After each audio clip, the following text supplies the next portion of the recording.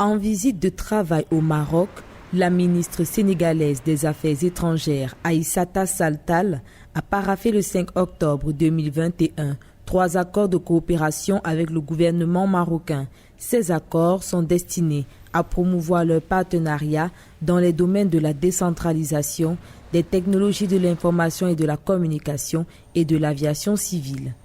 Le Sénégal a besoin d'avancer sur les technologies, sur la décentralisation, qui est un véritable problème au Sénégal. Le pays est concentré sur Dakar et le Grand Dakar, et l'intérieur du pays est vraiment très peu développé. Et je pense que tous ces éléments participent de ce rapprochement, et surtout le potentiel sénégalais pour les entreprises marocaines est très, très important, surtout en ce moment avec la crise de la Covid. L'accord dans le domaine de la décentralisation vise à développer la coopération entre les municipalités des deux pays et à partager les expertises, en plus de la coopération dans le domaine des technologies de l'information et de la communication.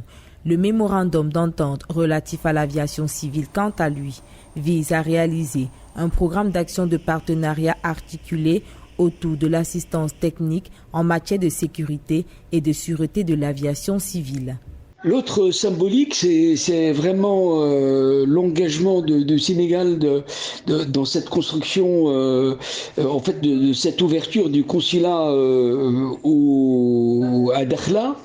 Le Maroc a mobilisé plusieurs États pour être présent et marquer la marocanité de ce territoire. Et donc c'est vraiment un choix délibéré du Sénégal d'être dans cette affaire aux côtés du Maroc.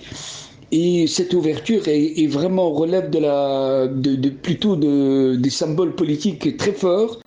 Souvent qualifiées d'ancestrales, les relations entre le Sénégal et le Maroc vont au-delà des simples aspects diplomatiques ou économiques. C'est pourquoi, au cours de cette visite de travail, les deux États ont inauguré le consulat général de la République du Sénégal à Dakhla, une nouvelle preuve par les actes de l'alliance indéfectible entre les deux nations.